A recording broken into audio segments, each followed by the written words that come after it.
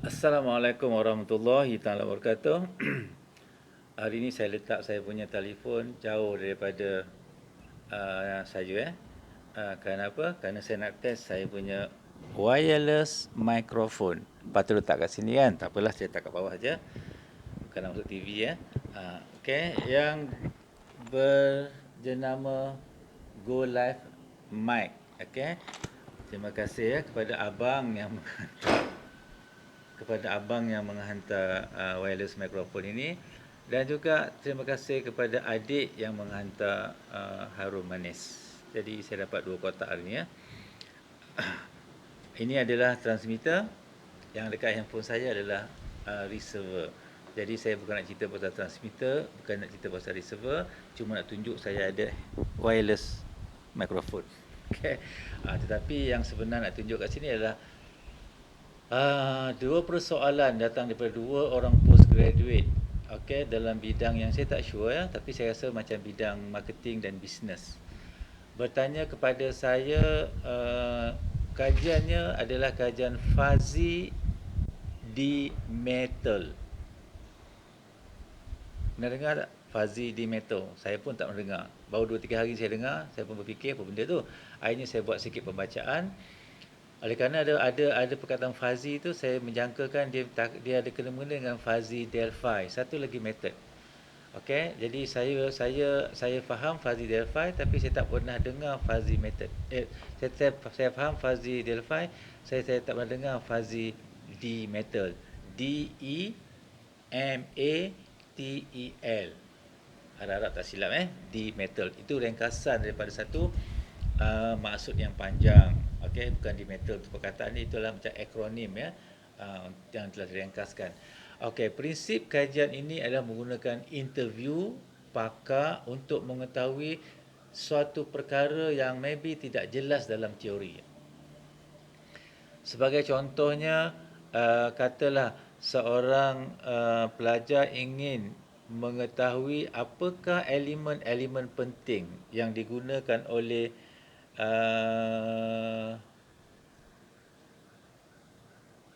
kontraktor untuk membeli barang-barang constructionnya daripada pelbagai supplier.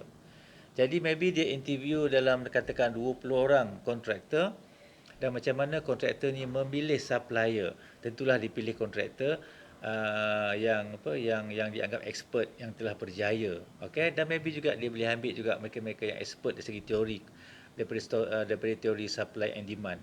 Okey, yang paling penting adalah kita nak tahu elemen itu. Okey, daripada pakar-pakar, sama ada practitioner ataupun scholar. Kita gabungkan dan kita buat interview. Interview bermakna asas kajian tersebut paradigmanya adalah interpretif, paradigmanya adalah konstruktivis, paradigmanya adalah kualitatif. Kerana kita interview, kita nak induce daripada jawapan tu apakah elemen-elemen penting. Tapi bila kita interview ramai orang, okey, konsep yang sebut ni adalah konsep yang melibatkan fuzzy Delphi dan juga fuzzy D metal. Kita pun interview. Bila kita interview, dan saya dapati fuzzy Delphi dia menggunakan in-depth interview, ada protokol interview. Tapi fuzzy D metal ni mungkin kerana bilangan expert tu ramai yang diambil, maka dia menggunakan structured interview, soalan yang macam straightforward sahaja untuk mendapatkan elemen-elemen yang diperlukan. Okey, jadi sekarang timbul isu. Manakah elemen yang utama yang kita boleh ambil kira sebagai elemen yang konsensus di antara semua expert, pakar, practitioner tadi? Okey, jadi barulah digunakan analisis kuantitatif. Macam mana? Ini yang kat sini sedikit berbeza lah. Ketika nak menganalisis itu sedikit berbeza dengan antara kedua metod ni. Walau bagaimanapun mereka akan bermula dengan membina soal selidik, kaji selidik, questionnaire. Apa dia kaji selidik? Katalah orang pertama memberikan 3 faktor elemen. Orang kedua memberikan 4 elemen, tapi 2 bertindih jadi 5. Orang yang ketiga di interview memberikan 4 elemen, tetapi tiga bertindih sambung jadi 4 jadi 1. Orang yang seterusnya memberikan banyak elemen, didapati banyak bertindih tapi ada 2 yang baru. maka dapat 2. Orang yang seterusnya, 1 elemen. Orang yang seterusnya, tambah 1 elemen. Katalah dia ada 10 elemen. Okey, yang diperlukan untuk menentukan supplier yang terbaik untuk bidang construction. Jadi 10 elemen ini dibuat dalam bentuk kaji selidik. Okey, sebab tidak semua orang setuju dengan 10. 20 orang tadi tak setuju, tak setuju. Okey, tapi oleh kerana 10 elemen ini yang dikatakan sebagai elemen yang baru dan baru dan baru yang tidak bertindih, yang bertindih itu kita ambil sekali saja. Jadi kita pun buatlah kaji selidik, selalu dalam 30 soalan kan, tapi katalah 10 bagi mudah cerita. Maka dia pun banner item. Bila dia banner item, dia akan minta kalau Fuzzy Delphi, dia akan minta expert itu kemudian sekali lagi untuk menandakan persetujuannya kepada elemen-elemen yang dirasakan penting, sangat penting. Okey, contoh kan, ada 5 Likert scale yang digunakan.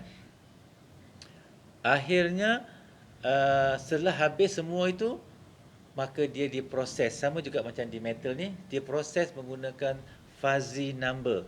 Di sinilah kedua-dua ni berbeza.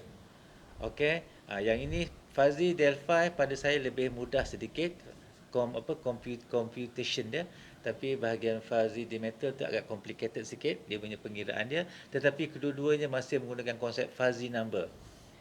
Jadi sebab tu saya kata dia satu. Dia hampir-hampir sama.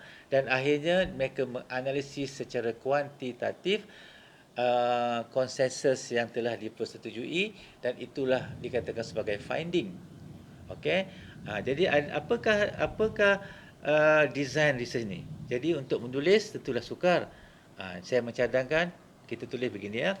The design of this research is qualitative in nature, and the data is then analysed through quantitative analysis. Okey, satu perkara yang kita rasa macam agak unik ya. Satu kajian kualitatif yang berakhir dengan pengiraan kuantitatif. Tapi nature-nya mesti kita katakan kualitatif sebagai foundation. Okey, sebab kita mula dengan dapatan kualitatif yang kita kuantifikan sahaja. Jadi analisis itu datang kemudian menggunakan data utama, primer data ni adalah kualitatif.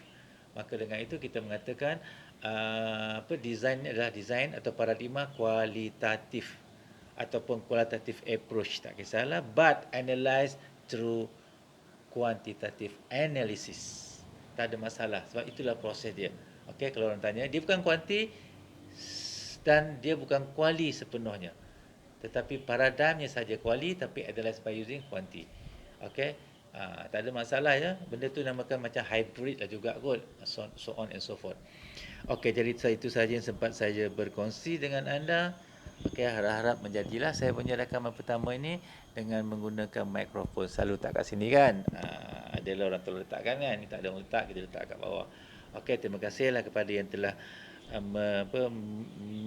mensedekahkan Go Live mic ni kepada saya, dan juga yang telah turut sama menyaksikan video-video saya juga. Terima kasih dan selamat berbuka puasa. Assalamualaikum. I love you.